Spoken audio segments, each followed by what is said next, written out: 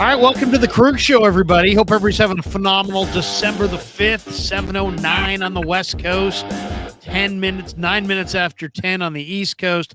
Welcome to the Kreuger Show on YouTube, brought to you by Pig and a Pickle, the best barbecue in all of Northern California. Check them out in Emeryville and Corte Madera. They're open 7 days a week from 11 a.m. till 8 p.m. or until they run out. Pig and a Pickle, the best barbecue you're going to find.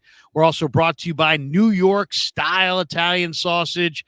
The only kind of Italian sausage I will eat is New York-style Italian sausage. And you can find it in every grocery store in Northern California. We're also brought to you by Marin Auto Glass. Somebody shatters your windshield, you need a new one. MarinAutoGlass.com, 415-883-3030. Check out Marin Auto Glass. And then, of course, Mojo Fantasy and Underdog Fantasy. Big fans of both those guys. Check that link use the link in the description. Use the promo code KRUG, KRUEG, and they will match your first deposit up to $100. And that's at mojofantasy.com as well as underdogfantasy.com. Make sure you use that promo code KRUG. Otherwise, they won't match your first $100. All right, Raj from RSF 49ers is in the house. The Niners are feeling good. They beat Philly in Philly. The Seahawks are next. Raj, how are you, man? What'd you think of the win?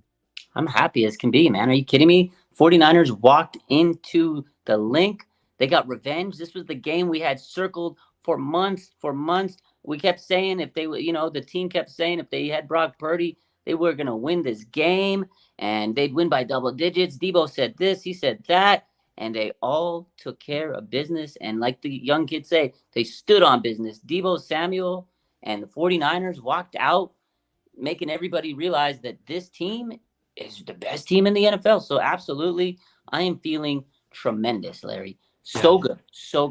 Seriously, there's it was a great game to watch. It was an amazing game. Why don't we start on the Eagles? Because since the loss, they have been absolutely reeling. David Carr went on the NFL Network and said that they ought to bench Jalen Hurts for Marcus Mariota. Seth Joyner, the former Eagle great, took to the airwaves and started battling back and forth with some of the Eagles players because Seth Joyner said the Eagles tackling in the secondary was terrible. The Eagles have also since signed Shaq Leonard. And there's a lot of people saying that they need to go find new players to compete with the 49ers. What do you think of what's going on in Philadelphia? Obviously, anytime you lose a game of this magnitude, when you're riding as high as the Eagles were at 10-1, that there's going to be a lot of questions and a lot of self-reflection and a lot of kind of looking internally. What do you think? Are the Eagles gonna circle the wagons off that loss, or are they gonna start circling the drain and lose this week to Dallas and really start to feel the heat? I feel like this is a game that really exposed them, for lack of a better word. It showed the world, like, hey, this is how you beat them. I mean, there was a point where the 49ers stopped the tush push. Like, I know they still got it on the next play, but the physicality. A.J. Brown was locked up. Devontae Smith didn't have a big game. Jalen Hurts didn't have a monster game. They they closed the lanes, his running lanes, and, they took him out. It was one of those games where it was just like, holy smokes. The 49ers walked in and they demoralized this team. I think, they had to sign a player after they lost because they realized they couldn't tackle. They needed a linebacker. Their linebacker corps was absolutely terrible, against the 49ers, and they were reeling. And the last time they struggled, they went and signed a safety, Byard, after they struggled against Washington. So this tells me that, the Eagles know that in order to compete with the 49ers, who are the best team in the NFL, and they're going to probably face them later down the line, they need to make sure that they can keep up with the 49ers. So that to me was a move that says, man, we got to make sure that the next time we play them, this doesn't happen to again. So they definitely have the edge. They're a game up on, everybody in the NFC, but Dallas, man, I think they may have been looking ahead, and now they have this game where if they don't win, things can start to get a little dicey because every team faces adversity, Larry. The 49ers went on their 3-game losing streak, and everybody thought it was dire straits, end of the world. Now the Eagles are starting to kind of maybe second-guess themselves, and if they have a little bit of a losing streak at this point of the season, it's going to benefit the 49ers. So if you really look at it, that losing streak that the 49ers took early in the season was the best thing that could have happened because it woke up the Giant. They went and got Chase Young. They put sideline Steve down on the sidelines, and this defenses made all the adjustments. They took Ambry Thomas, put him in. Isaiah Oliver's out. The 49ers are in the right place at the right time, and the Eagles, they look like they're kind of on the brink. Well, it is interesting. I mean, I don't agree at all with David Carr that they ought to bench Hurts. I Yeah, mean, that's what really? great. That's what you took away from this last game is they need to bench Jalen Hurts. What? I mean, seriously, David Carr, very questionable angle on that.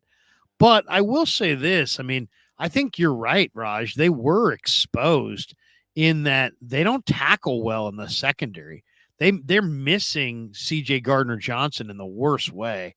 And they just don't, they didn't replace him. I mean, they had Avonte Maddox at the nickel spot, that he got hurt. Then they have Bradley Roby there. They've got some young players in the secondary that they can't quite lean on, right? Sidney Brown, Kingo, or Kaylee Ringo, Eli Ricks. They can't really depend on those guys. And then they've got some veterans that are kind of towards the back end, guys like Darius Slay and Bradbury and Kevin Byard, and they're veterans. Then they've got some just kind of middle of the road guys. I mean, Reed Blankenship, Bradley Roby. These are guys that are just kind of hanging on. And then if you watch the way their linebackers looked without Zach Cunningham, I mean, Nicholas Morrow is still getting burned as we speak. I mean, he's just like, that guy's just like absolutely got toasted. Shanahan made him the conflict defender, and the Niners piled up all kinds of yards on Nicholas Morrow. So, I mean, I think they were exposed in that I don't think their linebackers are good enough. They miss that enforcer in the middle of the field. The Niners just absolutely owned the middle of the field against them. I mean, you name it, all the Niner receivers are just running across the middle with total confidence. Now, the Eagles still have a great kicker. I'll tell you the other thing I thought was a really quiet part of this game. If you watched the Jalen Carter highlight reel this year, he has looked freaking amazing. Like, he might be the best defensive tackle in the entire game, Chris Jones included, based on the way he's played at times his rookie year. But the Niners sure neutralized him. Did you remember Jalen Carter's name being called very often on Sunday? The one time I noticed his names is when at the end when he was crying to the coach. He got, I mean, people were mocking him all over social media. I don't know if you saw it, but there's a video where he's crying to Sirianni. And after the game, he went on social media and he's like, I don't care if I cry at this game. I'd rather be crying than being broke or something, like crying about losing than crying being broke. He got neutralized. The 49ers did a good job of neutralizing that defensive line. Hassan Reddick, he was nowhere to be found. The 49ers they beat him. They bullied him. Trent Williams, this offensive line, Colton McKivitz, everybody just did their job, and they could not get past the big linemen of the 49ers. And everybody talks about how great, the Eagles linemen are and how good, Hassan Reddick and all these guys and their offensive line.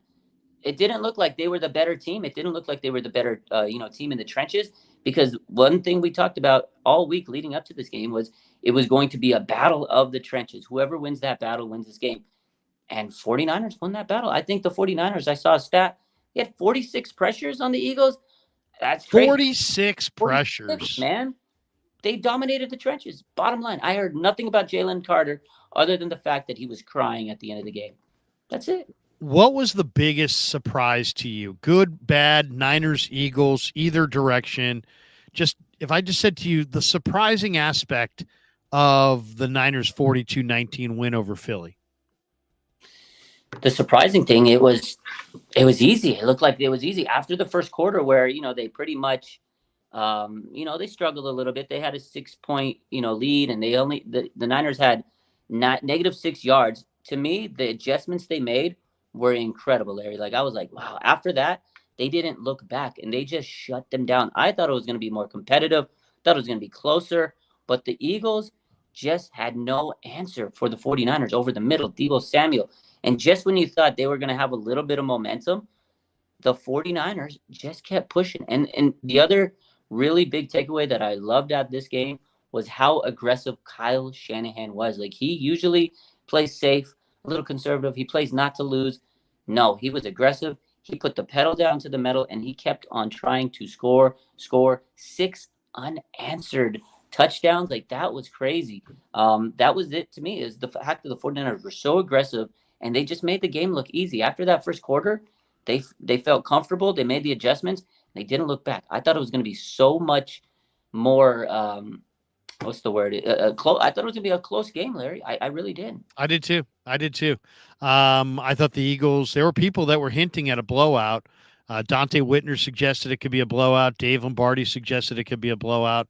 I never allowed myself to think like that. I just kept thinking that this was going to be an absolute war, and it wasn't.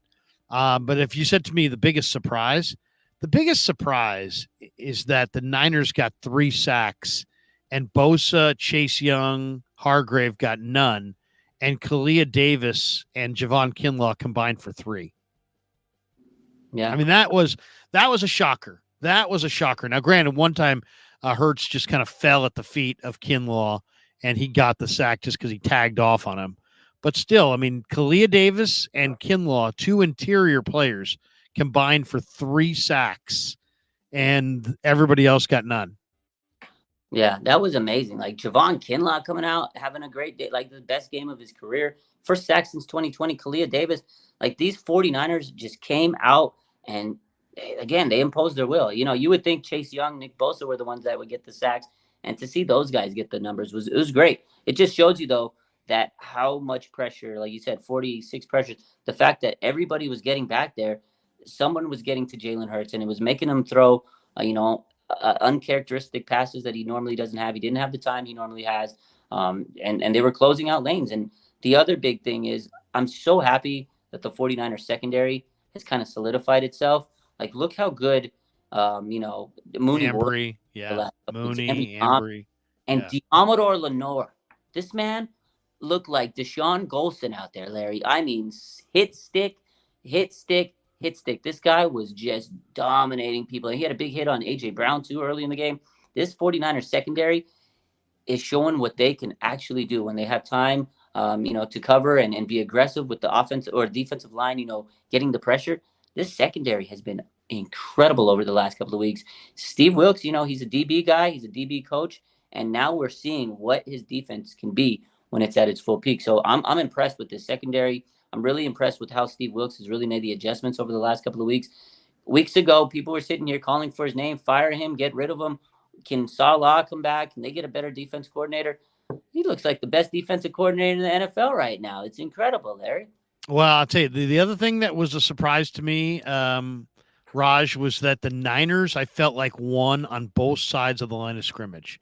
Last year in the matchup, Eagles ran, for almost 150 yards, and the Eagles piled up a bunch of sacks and knocked out a couple quarterbacks and just made a huge impact. This time, the 49ers held Philly to 2.6 yards per carry. The Niners' offensive line opened up run lanes to the tune of the Niners ran for 150 yards and 5.2 a carry. And then hits on the quarterback. I mean, the Eagles last year were a monster. They had 70 sacks and all kinds of hits on the quarterback. They had 3 hits on Brock Purdy. The Niners had 9 hits on Jalen Hurts. They had 3 times as many quarterback hits, and they ran the ball effectively and they stopped the run. Last year, they couldn't stop the run and they couldn't run the ball and they couldn't block this front. Now, their front couldn't be blocked, and the Niners were the ones who ran the ball and stopped the run. So just the fact that the Niners got it done at the line of scrimmage was absolutely incredible to watch. And the whole thing was just stunning to watch. It was it was much easier than I thought it was going to be. Maybe it looked that way. Maybe the Niners made it look easy, but it just seemed much, much easier. All right, let's talk a little bit about Debo. He was incredible. He was on television today, or maybe yesterday, with Kay Adams. And here's what he had to say about Brock Purdy being the MVP of the NFL. Here it is. Where's Brock in your personal MVP conversation? Man, my boy #1 right now. It ain't up for debate. I mean, there's a lot of Tyshawn goes, yeah, oh yeah, that's the one. Well, can I hear the argument for Brock? What's the case for Brock to be the MVP? You just got to keep stacking games, stacking days, stacking weeks. So we got to go out here and continue to make plays for him. And I think he'll get the job done for us in the MVP conversation. But I don't think that's his ideal goal of for us, something that he really, really want to accomplish right now. I think at the end of the day, as a whole, as a group, as a team, we want to be standing there at the end of the year holding the Lombardi Trophy. There you go. What do you think, Raj? I mean, is Brock the MVP of the NFL? I know there's a lot of people who are like, what? Oh my God, you got to be kidding me. But if you look at the numbers say that he should be the MVP. I mean, that the numbers are there. I mean, they really are. He leads the NFL in yards per attempt. So he's driving the ball down the field. And then he's also leading the NFL in completion percentage. So this idea that he's like some guy who lives underneath, he doesn't live underneath. He's driving the ball further down the field than any other quarterback in football, and he's completing the highest percentage while doing that. Yeah. I mean, it's amazing. Of the 10 quarterbacks who have thrown at least 20 touchdowns, Purdy has the second fewest interceptions of the group. He also leads the NFL in passer rating, throws that result in a first down. He's tied for the most passes of 40-plus yards, so he's absolutely taking shots. He's the betting favorite as of yesterday morning to win the MVP. He jumped over Hurts and Prescott, and why shouldn't he? He hung 40 on both those guys' teams head-to-head and won convincingly. But, I mean, I've heard people suggest that if Brock Purdy wins the MVP, it's somehow some kind of a blight on the NFL. He's the leader in EPA. Purdy leads the NFL in EPA per play at 0.38. Dak Prescott's in second at 0.26. Wow. That's a huge, huge gap. Is Purdy the MVP? Absolutely. This is what I said all week, and I'm sure Debo would say that because he got him the ball a lot this week. But even still, I think, like you said, all the rankings, we said passer rating, completion percentage, touchdowns to attempts, yards to attempt, yards per completion. Like, he's number one in all those and then some. And, you have the people, the critics that say, oh, well, if he's out there, he's just delivering the ball to his weapons and they go do all the work. Like, it's not easy just to get the ball to those guys. He's throwing with anticipation. Like, he's floating the passes. He's putting it where they need to be. That offense is tough. And again, what I've always said, you have to be a good, like a point guard, facilitate the ball everywhere, like a Magic Johnson type guy. And he's doing it. He's getting the ball to his playmakers. And luckily for the 49ers, they're great playmakers. You get it to them in space and they're going to do what they got to do. Debo, Kittle, and all those guys. Everybody sits here and says, well, Patrick Mahomes doesn't have any receivers, this and that. But now imagine if he had receivers, people would say, oh, see, he's the greatest person on earth because look what he does. But it's a different argument. Brock Purdy, he has too many weapons. It's like he's almost penalized for having a good team. But if you're a football team, it's what you want to do is have a good team. You draft players that are good football players. That's the whole point, is put good players on your roster. So he's doing what he has to do. And the 49ers have had many quarterbacks with this system, with Kyle Shanahan, and none of them could do what Brock Purdy's doing. He's going out there, he's putting the ball where it needs to be. And there was another stat this week where, again, if you really look at everybody that says, oh, he's just throwing it to his playmakers, he's not doing it, under pressure. He was blitzed 10 times. He was 10 for 10, 215 yards, 3 touchdowns, a perfect passer rating. He had a perfect passer rating in a whole game a couple weeks ago. Like, he's putting it where it needs to be. He's getting rid of the ball fast. Sometimes he can't throw it fast because he's or deep because he's getting pressured. So yeah, he has to throw it to those guys 5 yards down the field. And it's the defense's fault. If you can't tackle Deebo Samuel after 5 yards, if you can't tackle George Kittle, that's your own damn defense's fault because they're there that you can tackle in a 5-yard pass. Why can't you stop it from going 10, 20, 30 yards? That's the defense that needs to figure out how to tackle. The Eagles, they figured out they couldn't tackle, so they went and signed a new linebacker. So Brock Purdy, hands down, is the MVP. And what I said last week is he needs to have a statement game, and he did it. He walked into the link the game where he was knocked out, and we lost the NFC Championship game. He walked in there. He left with 4 touchdowns, outplayed Jalen Hurts, no interceptions, and he walked out having his name chanted out of the stadium. That absolutely is an MVP performance. If that's not an MVP performance to me, I don't know what is, Larry. So well said. So well said. I want to go back to the stat that you just cited. I mean, think about this.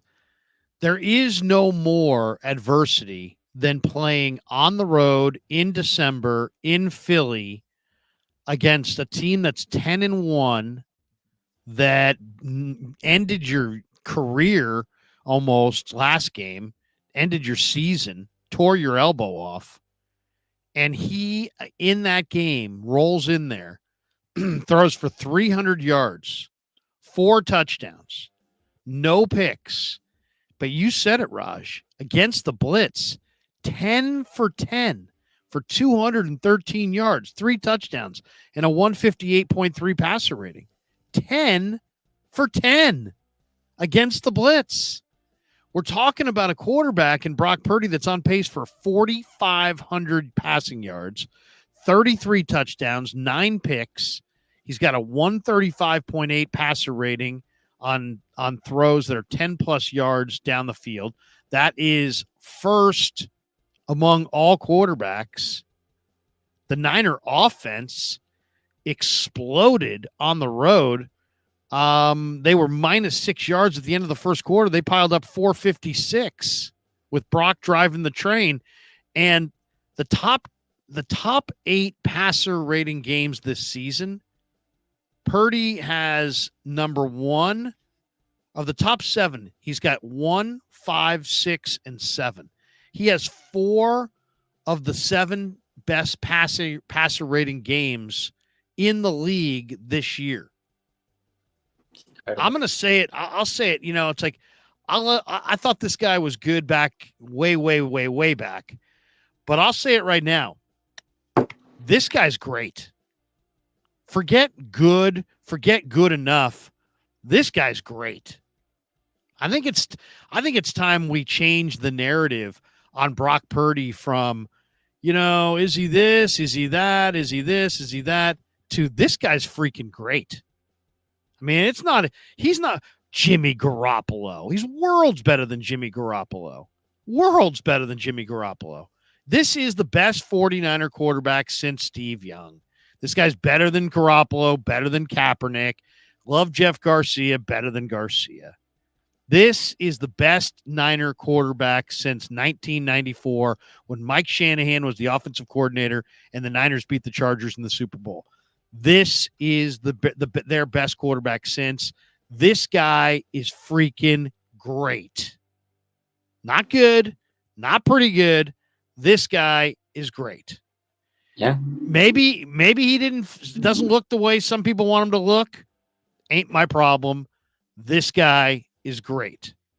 All these people talking about, oh, you know what? I guess that 3-game stretch where he threw a couple picks, that showed that training camp pass interceptions mean something. You're an idiot. It means nothing. This guy is great. Yeah, absolutely. And again, people think he's not what he needs. He's not an MVP. People are still hung up on his draft status. Like, people are still, doubting the guy because of where he was drafted in the NFL, the number, last pick of the draft. They need to get over it. Like, he's putting the work in, just like you said, and they need to get over it. Like, he's beaten Dak Prescott head to head. He's beaten Jalen Hurts head to head. Those are guys that are supposed to be MVP candidates, and he's looked better than them. He's played better than them. Although Dak's really had a hot streak lately, we'll see how he does this weekend against Philly. But ultimately, Dak beat them both, head to head. We'll see what happens in a couple of weeks. They play the Ravens. Lamar Jackson's another MVP candidate. That's the guy that, is going to go head to head with Brock Purdy and the Niners. So honestly, Brock Purdy's beating every single top quarterback that he's faced. And, I get it. He had the 3-game slide, but every team goes through adversity. The Cowboys, they were looking like absolute, trash a couple weeks ago. The Niners handed him a huge loss, and people were questioning Dak Prescott a couple weeks ago. And then, of course, he goes on a run. Now Jalen Hurts, like you said, people are saying he should maybe be benched for Mariota. Like, there's questions about every quarterback. Josh Allen, he gets questioned every week. Last night Patrick Mahomes walked into Lambeau and he lost to Jordan Love in the Packers. Like, there's questions about every single quarterback. And you know what? Brock Purdy, he's not like anybody else. Everybody's going to have questions about him, but he's delivering, and he bounced back after, those tough games. And he had a concussion, whether that impacted him or not. It is what it is. But the 49ers are winning, and they're seeing a quarterback do things that they have not seen in a very long time. He's going to be the first 49er quarterback to throw for 4,000 yards since like 2000. Jeff Garcia was the last guy to do it. The guy's great. The guy is absolutely great. He makes play after play after play. If you don't believe me and you need more of a clinical evaluation, go watch the JT O'Sullivan quarterback school evaluation of Brock this week. And he uses words like surgical. He's surgical in his precision in the short game, in the intermediate game. In that 8 yards to 25-yard window, this guy is just putting out dime after dime after dime. It's impressive. It's absolutely impressive. Carsard says Brock is a Pro Bowl lock. A Pro Bowl. I mean, heck, didn't Tyler Huntley, I think, might have played in the Pro Bowl last year. We got this one from 49er Throwback. Everyone thought Brock would regress and that he's dink and dunk. What happened? Y'all look stupid. Yeah, I mean, seriously. I mean, think about it. If you were truly all in on Team Trey, you were in on a guy who was a third string, who is currently a third string quarterback that you were demanding play over a guy who's going to win the MVP potentially. Think about that. That's hard to come back from. If everybody and your brother knows that you were like, hey, it's got to be Trey. It's got to be Trey. Trey's a third string quarterback in Dallas, and you prefer to play him over a guy who maybe is going to win the MVP. That's a hit to your football credibility right there. I don't care who said it or what they said. I mean, that's just unbelievable. I mean, look at that. Look at how close people thought that was. Oh, at worst, they should share time. One guy's a third string quarterback on his second franchise. The other guy is potentially going to win the MVP. Roger Gill says, Larry, why calling Grant an idiot? I'm not calling Grant an idiot. I'm saying that if you think that what happens in a practice has a lot to do with what happens in games, you're not seeing it the way you should see it. I'm not calling him an idiot. I love Grant. Grant helped me when nobody else would. I get great respect for Grant. We don't always agree. We don't agree on this quarterback. I see greatness and have for a long time. I've been advocating for this guy for 2 years. I said last February that, you know what? The Niners are going to trade Trey Lance and they're going to recommit to Brock Purdy. And I got called everything. Every possible heinous name you could think of. Yeah, I got called that for 2.5 months. And then it was like, well, you said he was going to be traded by the draft. I said he was going to be traded. And then they were moving on from Trey. And it was clear that day. And they wanted to trade him during the draft. They just couldn't find their price. They didn't get their price. If they had gotten a better offer on draft day, Trey would have been traded on draft day. Instead, they hedged, they waited, and they traded him later. But, I mean, wow. Hike the like button. Let's go. Yeah. If you haven't already hit like and subscribe, please hit like and subscribe. Once again, we're brought to you by New York-style Italian sausage, Marin Autoglass, and Pig in a Pickle, not to mention Underdog Fantasy and Mojo Fantasy as well. CJ Gray. Larry, say that. Then have Grant on, LOL. I have Grant on every week. We just talked to him yesterday. We don't try to work on a consensus. We don't agree. I think this quarterback is great. And I've been saying it for a long time. This quarterback is great. But now it's time to just shout it at the mountaintop. Jimbo says Larry loves Grant. I do. I absolutely do. I got more respect for Grant than I got for almost anybody in Bay Area media. We just don't agree. we don't agree on this quarterback right now. I personally see a quarterback that has enough arm strength and has all these special traits of accuracy and intelligence, and I see a truly outstanding player. Now, let me backtrack a little bit because I don't want to be I told you so to this degree. I didn't see the guy winning the MVP. Right? Raj, you and I have been streaming for years here. I have no point said, hey, this guy's going to win the MVP. Yeah. That to me is just, that kind of blows my mind that that's where he's at. But this idea that he couldn't get better after year one was also lunacy. Yeah, exactly. That was the biggest thing is I thought he'd get better. He's 23. He's a young quarterback. He could only improve. You know, my thing was, okay, let's just make sure the elbow's okay. Is he going to be able to get back into shape and form? But I felt like he did better. But nobody saw this coming. Like the fact that he's leading the NFL in every top category, he's top in the MVP, odds right now. It's crazy. And again, people can sit here and say, it's a system, whatever the case is. Like I saw a thread today on Twitter that, people are like, oh, if you had Johnny Manziel, if you had this quarterback, you insert X quarterback into this lineup, they'd be MVP candidate. And it's crazy. Someone said Mac Jones, like there's no way any of these quarterbacks can do what Brock Purdy's doing. Like if you actually watch the 22 film on this guy, he's doing things that are absolutely amazing. Just fitting the ball into very sharp, tight windows, and the anticipation throws where he threw it into 4 defenders a couple weeks ago, right? Like he is just doing things at a very, very amazing level for a 23-year-old guy that was the last pick in the draft, who everybody says, well, whatever, he's not that great in arm talent. He makes big throws. Like there was the pass to CMC this week, like floated it up to him. Anticipation. He's thrown the 76-yarder to Ayuk. He threw the 66-yarder to Kittle. Like he throws deep when they need to. It's just they don't always need to because their offense is so different in terms of motion, getting the ball to CMC, getting the short passes to Kittle and everything to set up those big passes. And when they have you on the brinks, they go over the top. That's the one thing they were missing with Jimmy. Every time they tried to throw deep, Larry, they could not connect. And I was so sick to my stomach every time I saw this man miss a deep pass. Purdy's money on those passes. Jimmy is what people say of Purdy. What people say of Purdy, he's a product of Shanahan. No, Garoppolo was a product of Shanahan. Absolutely. Oh, he's dink and dunk. He can only operate underneath. No, Garoppolo is dink and dunk and can only operate underneath. Almost everything that gets attributed to Brock really is a truism about Jimmy Garoppolo. I was sitting in the press box on the Miami game last year in week 13, and Caleb Homeras from the Niners was sitting right next to me, and Ryan Smith was there as well. And Garoppolo goes down.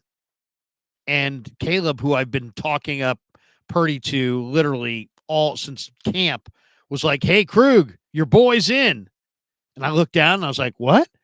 He's like, yeah, they're carting Garoppolo back to the locker room. I'm like, oh, really? And I said, right then and there, I said, well, the 49ers just got appreciably better at quarterback.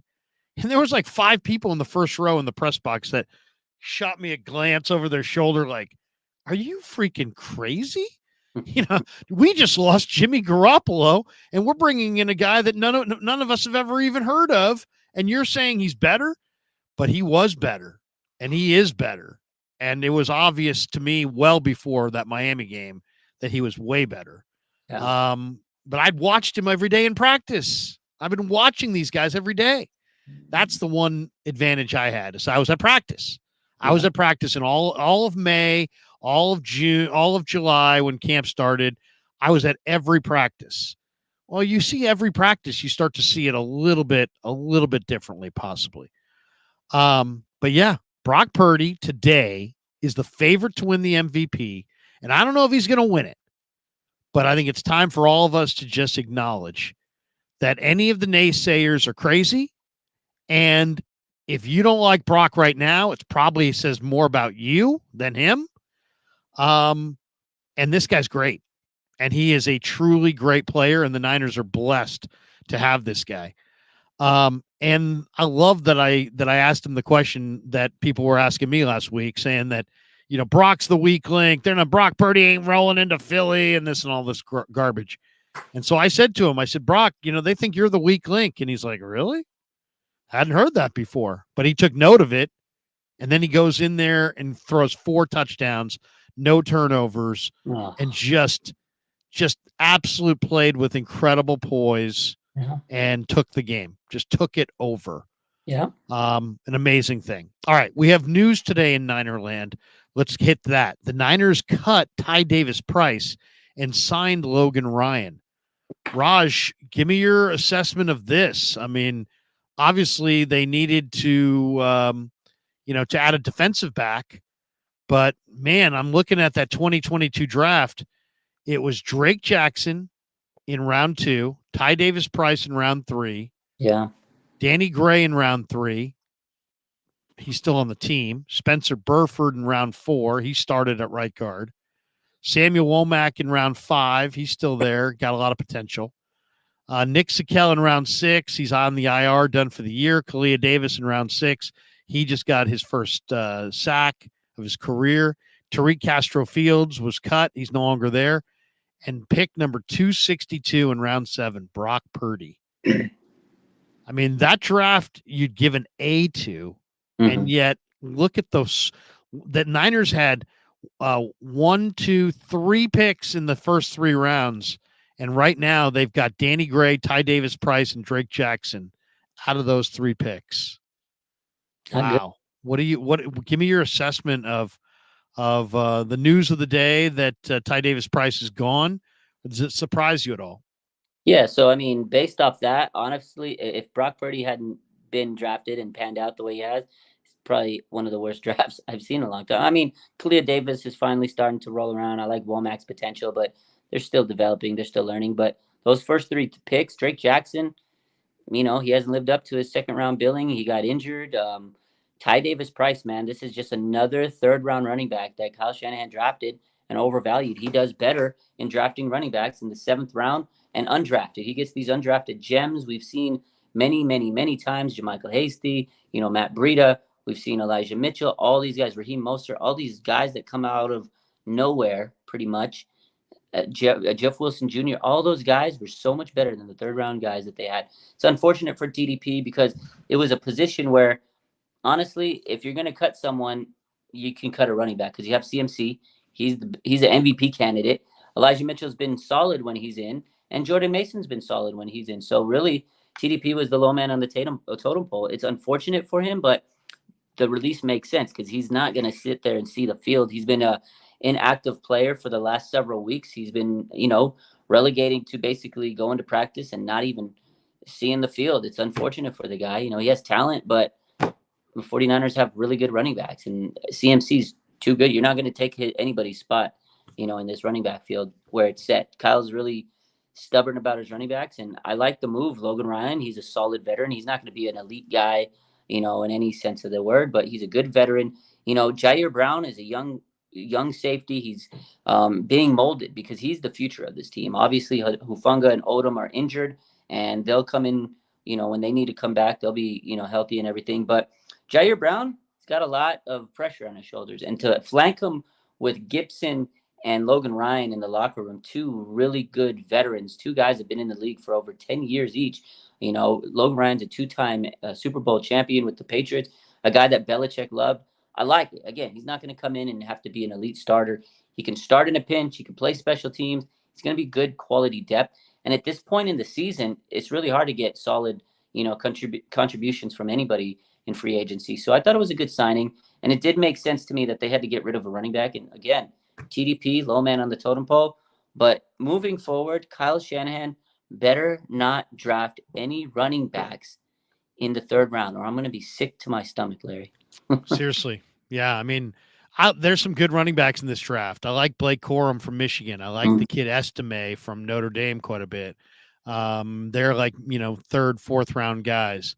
But man, wait till the end. Wait till the end. Go get Ulysses Bentley or somebody like that out of Ole Miss, or there's a bunch of good running backs that will be involved, around late. No more 3rd round backs. I agree. I mean, it's just, it's their track record is terrible. They have now, Mason's a hell of a back. He can't even get on the field. I think Ty Davis Price had a good camp, but it's like he just can't get on the field, and it's unfortunate that they had to cut him loose. But he's got good power. He runs with good power. He's got decent speed. I wouldn't be surprised if he does something else elsewhere. But yeah, I mean, it's they needed another veteran defensive back, and when anybody went out this week, Isaiah Oliver was the player that came on the field, and maybe Logan Ryan now jumps ahead of Isaiah Oliver. He's got experience on special teams. He can play corner. He can play safety. He's versatile. It also could be a sign that Eric Harris, who they just signed, maybe is not up to the task. He played 14 plays on special teams this last week. And maybe they're looking for somebody who could fill George Odom's shoes. Yeah. I don't know, but I mean, you can never have enough really veteran, solid defensive backs if you're making a run for a Super Bowl title. And it's unfortunate that Ty Davis Price had to be cut loose because I think he's got some talent, but Logan Ryan clearly will help the 49ers. How confident are you that the Niners are going to get that number 1 seed? I'm starting to become very confident. I know if Philadelphia loses to the Cowboys this weekend, Larry, I don't think the 49ers are losing a game the rest of the season. They're gonna run the table. The Niners are going to run the table. They'll beat the Ravens. The Ravens is the hardest matchup they got. It's a good matchup. It's a tough one, but it's in Levi Stadium, and I think the edge will be with the Niners because that crowd's going to be rocking. It's Christmas. They're not losing in front of the fans in Christmas. It'd be a very disappointing Christmas. I think they're going to have a lot of energy. So what's left? It's Seattle at home this week. Then it's at Cardinals, which will be almost like a home game. Then it's home against Ravens on Christmas night on ABC, national TV. Yeah. Best running game in the game. Then they play at the Commanders, and they finish with the Rams on January the 7th. Yeah. And they play the Commanders on New Year's Eve day. Yeah. New Year's Eve day. It's going to be an early morning, 10 a.m. West Coast start on Fox in the early window, Niners Commanders. So you think the Niners are going to run the table. So basically you're saying if Dallas gets the win, you think the Niners are the road to the Super Bowl is going through Levi's. If Dallas beats the Eagles, they're not losing a game, and they already beat Philly. They already beat Dallas. They got the number 1 seed locked up. They're not losing a game, Larry. So I'm very confident. But it all depends on if Dallas can beat Philly this weekend. If Dallas doesn't beat Philly, I don't know if Philly's losing another game. Number 1 weakness for the 49ers post-Eagles that you see? If you said right now, what's the biggest concern, the biggest weakness that the Niners have as a football team? It's hard to point at a weakness after that game. They look dominating. I guess safety maybe still is the key. I know Hufunga's out, so they have the rookie Jair Brown. At some point, teams are going to try to find a way to pick on him. He's handled his business. He's really stood his ground. But I mean, the cornerbacks are good. I feel like maybe that's their only weakness is safety. Linebacker depth is amazing. The offensive line, honestly, has played so good. I was so impressed by how this offensive line played against the Philadelphia Eagles. So maybe outside of safety, still have an O-line issue because I don't know how much you can trust a guy like Colton McKivitz and, that O-line down the stretch. But they had a heck of a game against Hassan Reddick and everybody. So really, it's hard to really find a hole, Larry. They looked absolutely. I was going to say right guard maybe. Were you surprised Feliciano didn't get any snaps? Yeah, I was. I thought the plan was for him to kind of take over at Burford there, but so Burford must be really working his butt off in practice because that was a spot that I was like, okay, maybe they're going to split. Maybe Feliciano's going to steal it because he played good. But shout out to Burford. He's really stepped up his game since Feliciano has been in the lineup. I think Burford was like, okay, this guy's breathing down my neck. I need to step up. He played good. Lo Jackson asks, where'd you get that hoodie from? Oh, we got this from Fresh Society out there at the mall there, down in Oak Ridge Mall. Fresh Society. It's a pretty cool shop out here. Let me see those arm patches. So we got the little 49ers. This has got the 49ers arm patch here embroidered. That's nice. NFC patch here, and then the huge Bloom logo right there, the SF logo. Look at that. Look at that. And that hat's also got some you got some pins on that Yeah, hat. like that. We got the residency hat. We got the Tommy Nello. He's got all types of pins. The newest one was this pin, the Brocky Balboa after beating the Eagles. So all types of pins, man. Whose number is that?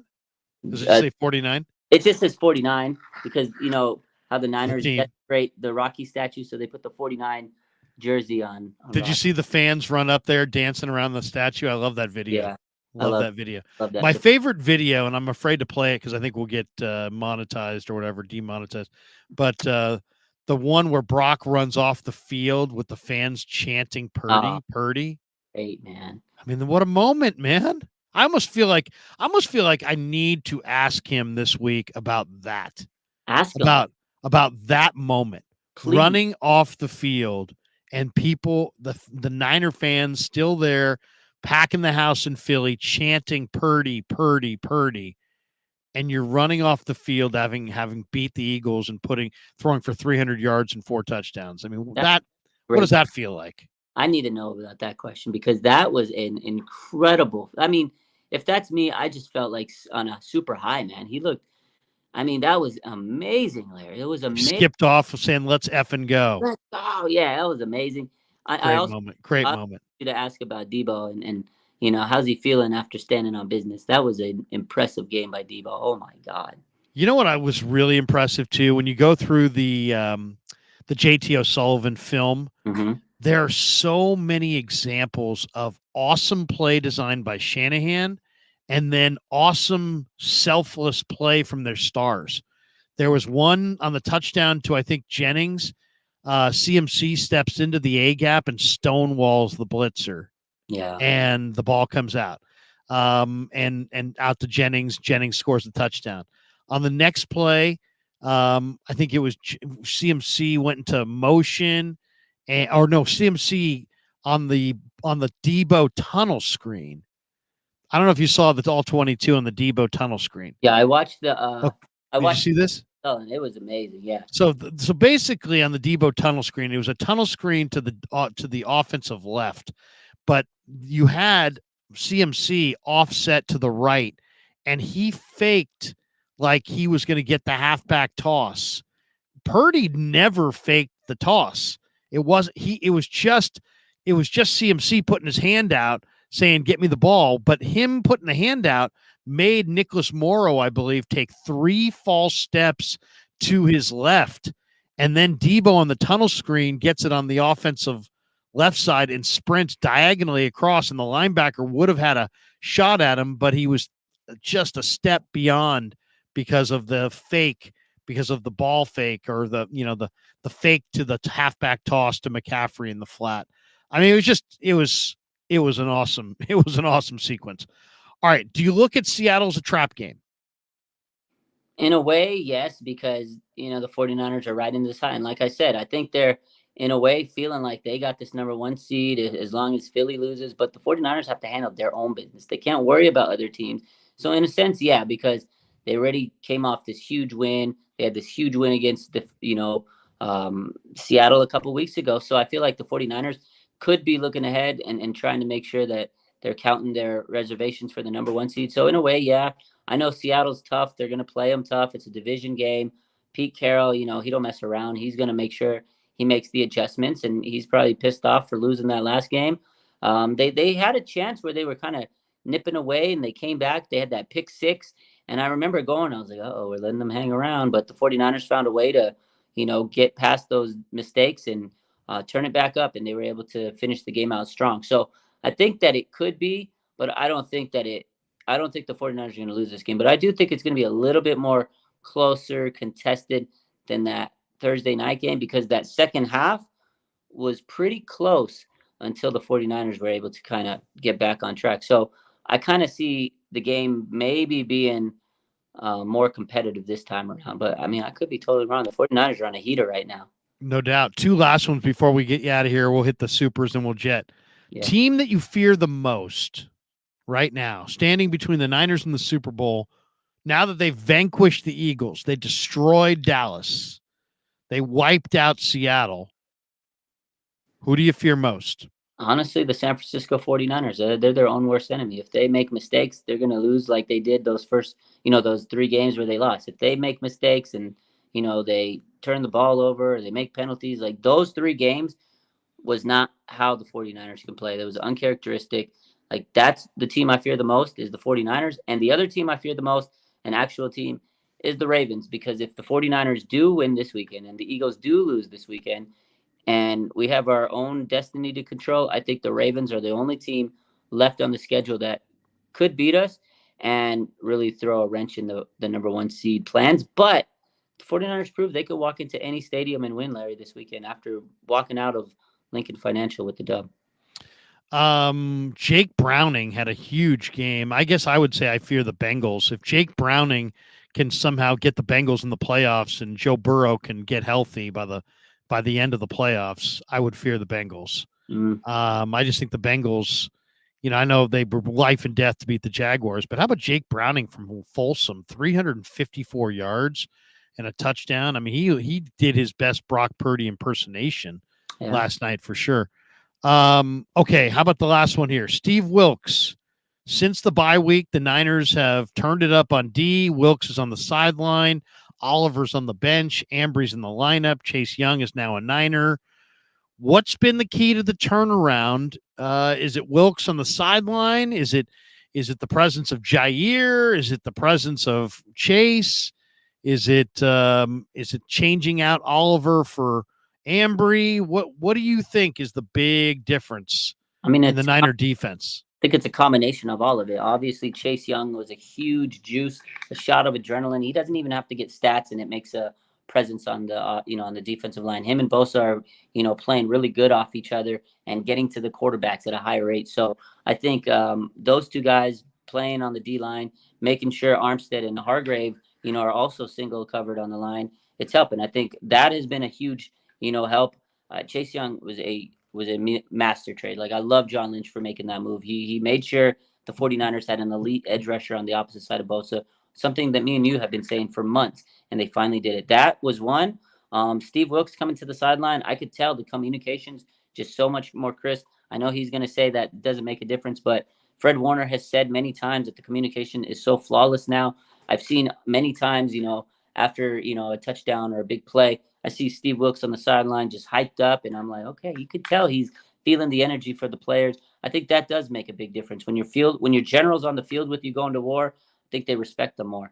The adjustments that they've made after the bye week, moving Oliver to the bench was massive because this was Steve Wilks' guy, his touted free agent, and for him to say, hey, look, we got to move you for the better of the team, took a lot of that gets a lot of respect out of me, and it gave a lot of confidence for Ambry Thomas. It wasn't just okay, they placed Ambry Thomas in the lineup.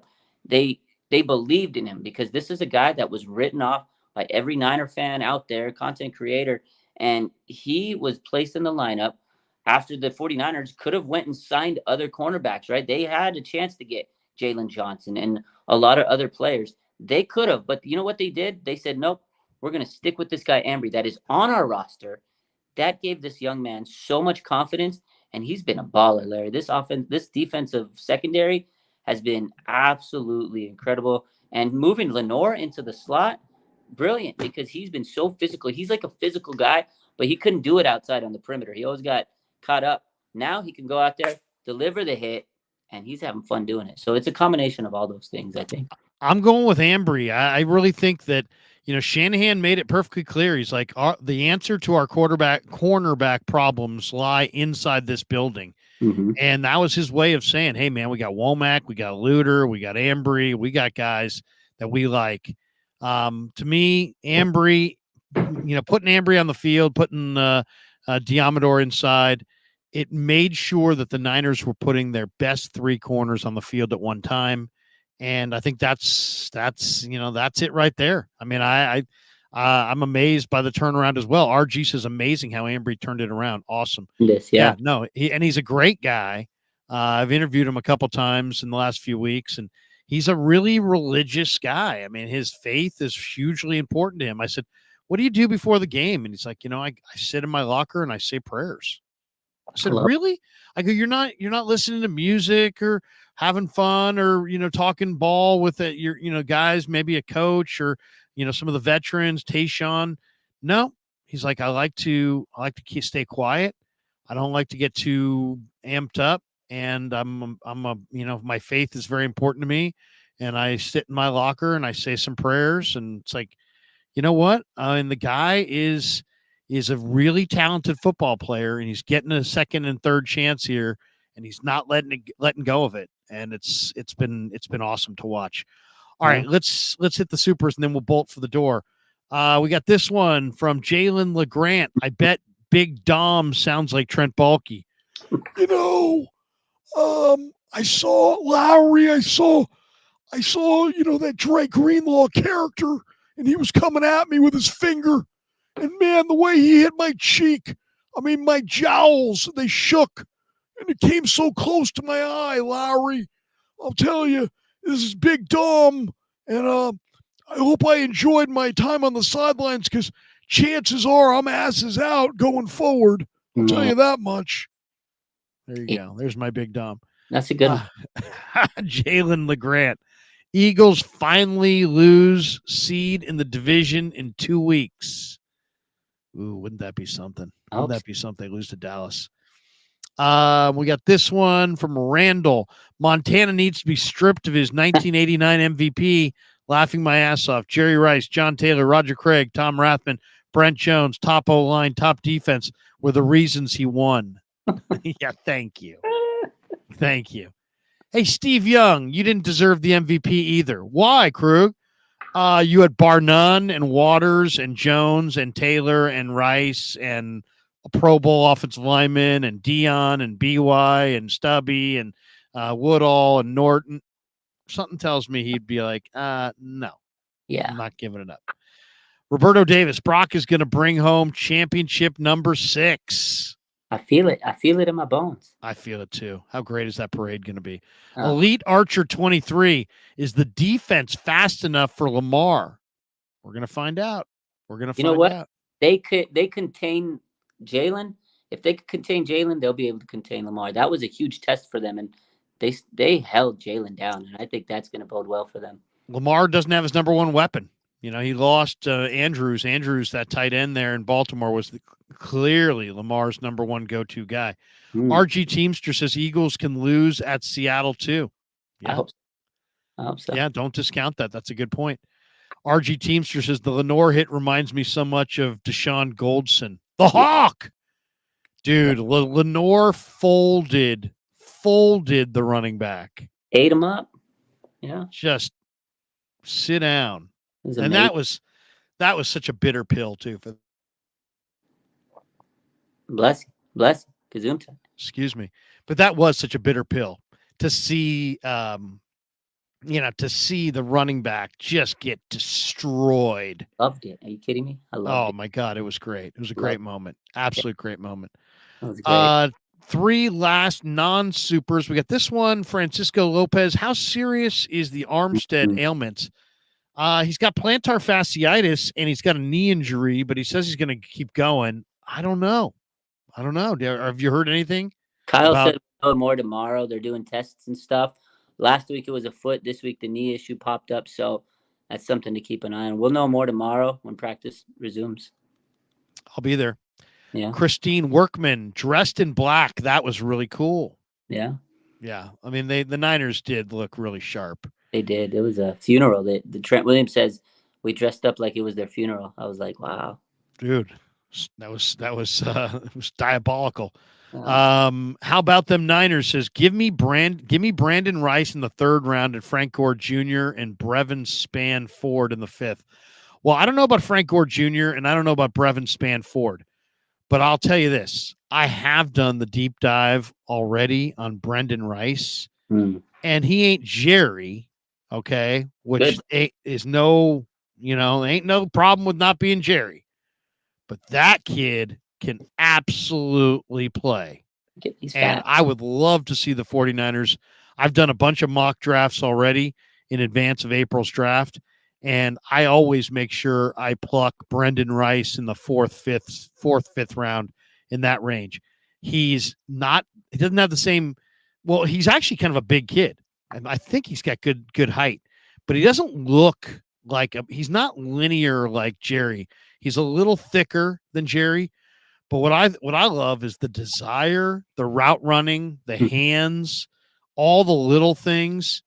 Brendan Rice is going to be a very good NFL wide receiver. Not decent, not pretty good. He's going to be a very good NFL wide receiver.